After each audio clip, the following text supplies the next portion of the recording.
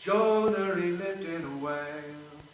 He made his home in that fish's abdomen. Jonah, he lived in a whale. Oh, Jonah, I've heard the story of your epic journey across the sea from Joppa. The night hanging heavy on the crew's haggard limbs. On the hull, the sudden blunt butt of waves. In the sail, the petulant scream of wind that slaps its rain in the faces of 6 sailors that no one can hear. They're throwing their cargo, profanity and prayer, into the chasms of water. And you are below deck, not sick, not racked with terror, just asleep, like a proper Messiah. Then comes the dislocation of the mast, the snapping stanchions, salt-scoured eyes straining for a calm reason.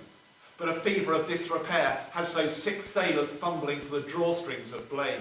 They shake you, and you open up for them, making such a grand confession that you have reneged on a holy mission. The storm is your due punishment. So as their fear rears in a last split of thunder, they throw you down through the sucking water, down to the bottom of that shuddering ocean, where weeds reach for your soul. Now comes the miracle. Now comes the humour. A huge fish swallows you through its gullet and into the softness of its belly. There amongst the krill and tiny plankton, you swear to your God in his solid sanctum that you will be his prophet and missionary. The fish sickens, spews you out on dry sand, and you come here to take your stand in Nineveh.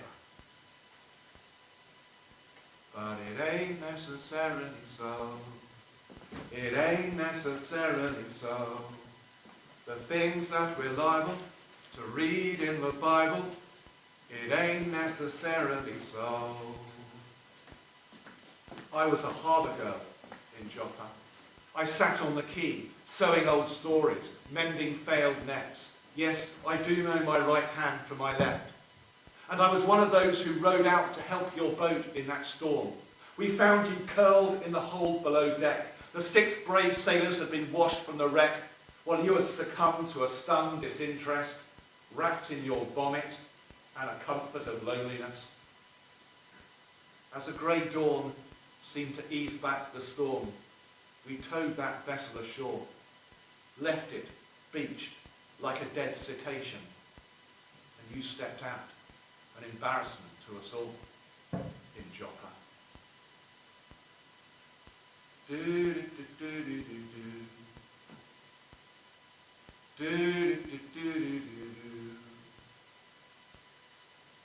In Joppa, the sea was something I sat and sang beside.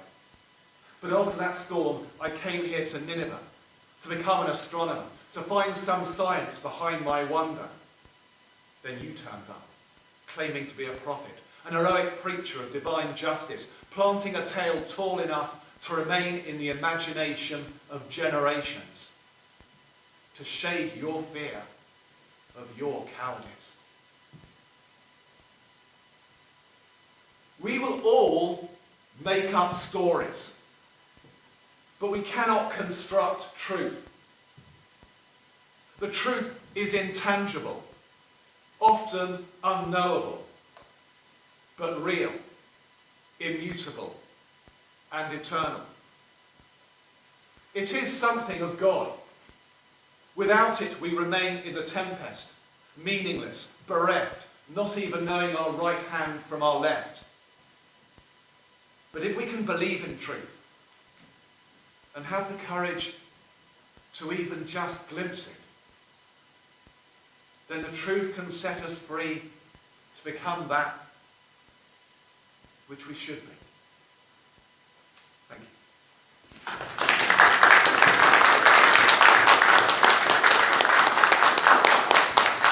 Can I just say, I've got some business cards there with my name on, my poet name is James Pendle, and I'm doing a kind of 20-minute slot in Toriano's Meeting House, which is kind of a poetry place in Kentish Town on Sunday. And I've written details on that in case anyone should go to it, and I've got a YouTube channel and stuff if you want to see videos of that poem and others. This second poem I'm going to do, is the second final one, is In 2006, New Year, the ABBA tribute band Bjorn Again went to play a concert in Russia, and they played behind a gauze curtain, and there were these people in suits the other side of the curtain, and one of them was Vladimir Putin. And when they came back, they made a press release, we just played in front of Vladimir Putin. And the Kremlin denied the story, said it wasn't him. But it gave me an idea for a poem. I wrote that in 2007, and with all that's happened since then, I've sometimes wondered whether the poem is flippant, but I don't think it is. Well, you can decide that for yourself. It's called Vladimir Putin Listens to ABBA. There was something in the air that night, the stars were bright, Fernando. They were shining there for you and me, for liberty, Fernando. Vladimir Putin listens to ABBA. I know, I was with him one New Year, playing guitar for tribute band Bjorn Again at Novgorod in the Hotel Grand Pushkin. Now, I could have predicted Putin grinning at the sound of Western rulers crumbling, at Waterloo Napoleon surrendered, and all of that. But Vlad tapped his toes to our full repertoire. The Kremlin's pretending he wasn't there, but I swear it, I caught his stare as I plucked the opening notes to Chiquitita. So why is this a story they want to dismiss? Is late 70s disco just a little too kitsch? Was it a lowbrow moment of weakness that could leave us all thinking Vladimir Putin's not as serious as, say, Mussolini, who began each day with a cup of coffee and a canto by Dante, or as highbrow as Hitler, painting his watercolours whilst listening to operas by Wagner, or as lyrical as old Joe Stalin, who wrote prize-winning poems whilst training to be a priest. Next to such artistic complexity, does Vladimir Putin fear he'll be teased by pompous leaders at the next G20, joking about flares, sequins and chest hairs, while he's sitting sad and lonely? No, he's not the type who gets picked on. He's a black belt, an ex-KGB officer, who can probably down a bottle of vodka while winning his hand at bridge or poker, cocking a revolver at the head of James Bond, after tricking him with caviar and blondes. With 80% approval ratings, a degree in international law, a 5% stake in Gazprom and a black Labrador, what would Putin want ABBA for? Those mawkish peddlers of cheap emotion, singing about love in a lost revolution, wishing away the world's wicked tyranny as little bright stars come out for liberty.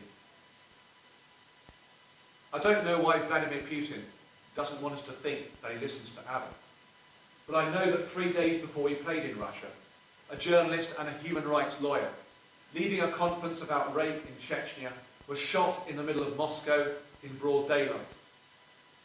I don't know why I joke about being in an ABBA tribute band, but I'm not cynical about it. I've always been genuinely thankful for the music. And I don't know why you, or indeed any of you, may listen to ABBA. And I don't mind. Just don't pretend the songs can mend or undo anything. But they are full of things worth living and dying for. All of the things worth loving and crying for. And even Vladimir Putin listens to ABBA.